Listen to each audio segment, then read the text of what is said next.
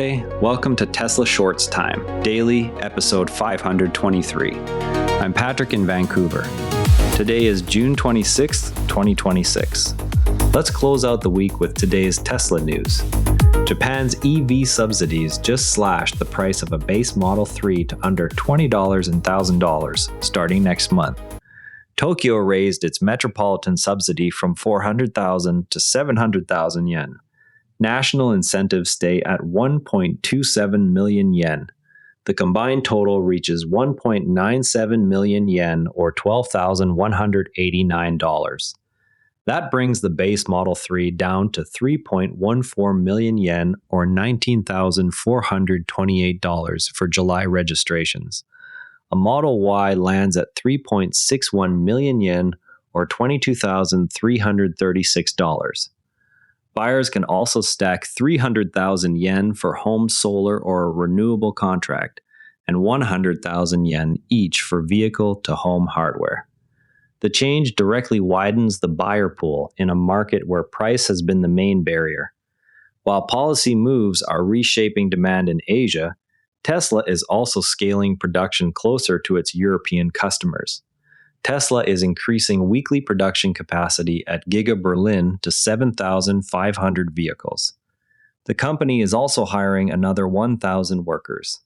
The expansion follows record quarterly output and sustained Model Y demand in Europe. Higher local production reduces shipping costs and tariff exposure for the region. That European volume recovery shows up clearly in the latest registration data.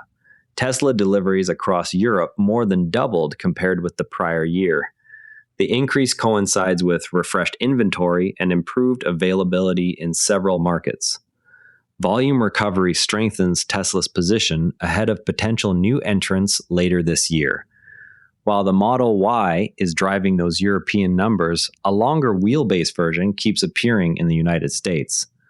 Another longer wheelbase Model Y L appeared on public roads in the United States. Tesla launched the variant in China last year, where it quickly became popular for its added rear legroom. U.S. buyers have repeatedly requested the same configuration. The repeated sightings suggest the company is actively evaluating a North American introduction. On the commercial side, the Semi is also getting attention for how it handles real-world conditions. Dan Priestley, head of the Semi program, credited the truck's in-house high-resolution sensing and precise multi-motor controls for maintaining torque and stability on slippery winter surfaces. The system was demonstrated during recent cold weather testing. This capability addresses one of the longest-standing concerns about heavy-duty electric trucks in northern climates.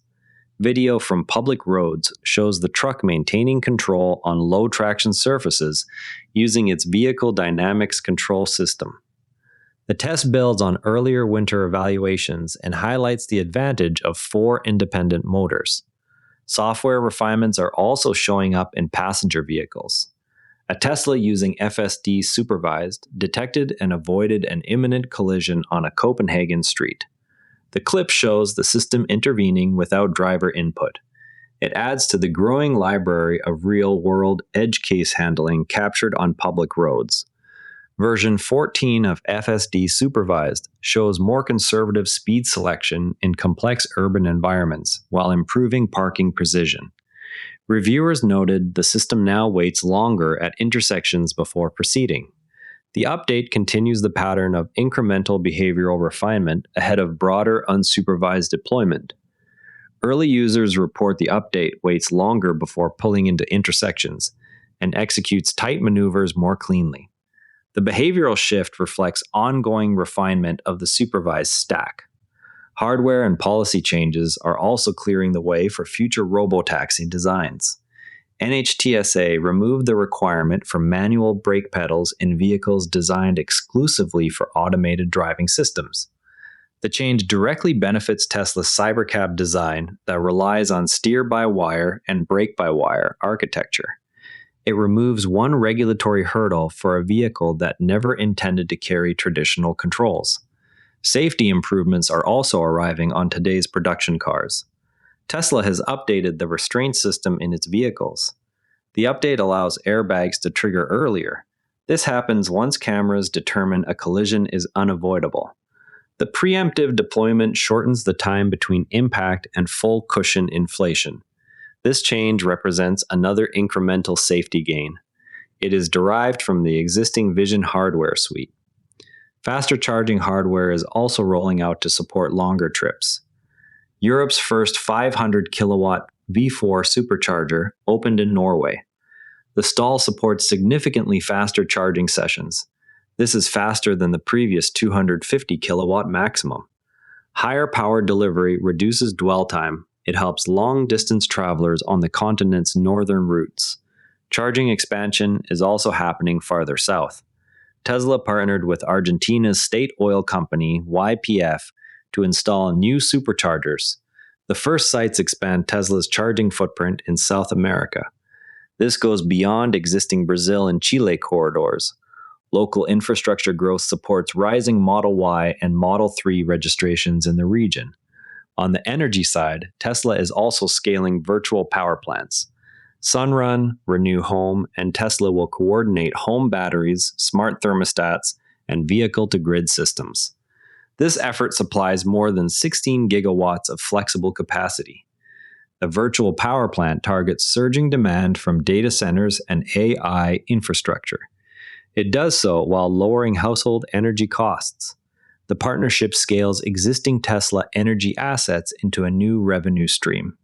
It achieves this without new factory builds. Before we wrap, a quick counterpoint on where investor attention sits right now. Ross Gerber publicly urged Tesla to refocus on vehicle sales after recent stock weakness. The comment highlights ongoing investor concern that energy and autonomy narratives have overshadowed core automotive execution. Tesla's ability to sustain delivery growth while advancing new programs remains the central tension for the stock. Subsidies change the buyer equation more abruptly than most product improvements. When Tokyo stacked national and metropolitan credits to cut nearly $12,000 off a Model 3, the effective price fell below many mass-market gasoline cars without any change to the vehicle itself. That single policy adjustment instantly widens the set of households for whom a Tesla becomes the rational daily driver rather than a stretch purchase. The same arithmetic applies in reverse when credits shrink or disappear. Markets that grew quickly on temporary incentives often see demand reset once the subsidy cliff arrives, regardless of how advanced the technology has become. Tesla's cost reduction work still matters, yet the near-term volume swing is frequently larger from policy moves than from another few percent of efficiency or a new battery chemistry. Over time, the company benefits when subsidies accelerate scale and learning curve gains that persist after the incentives fade. The risk lies in treating those gains as permanent when they remain dependent on continued policy support in multiple large markets. Watching which regions renew or expand credits versus which let them lapse will reveal where Tesla's volume trajectory stays durable and where it may flatten. Tomorrow we'll be watching for any updates on the Norway 500 kilowatt charger rollout and further European registration figures. And that's a wrap on today's Tesla news. TSLA closed at $375.12, down 41 cents, 0.1%. If you enjoyed this episode, please leave a rating or review. It genuinely helps other Tesla fans find us. I'm Patrick in Vancouver. See you tomorrow. And before you go, this show is part of the NARA Network, a family of daily podcasts on tech, science, and markets, each one a short, sharp briefing you can finish on the commute. If today earned its place in your feed, here's your next listen. Planetarian Daily, daily breakthroughs in science, health, and longevity. Find every show free at naranetwork.com. This episode used AI voice synthesis of my voice. Editorial selection and analysis are my own.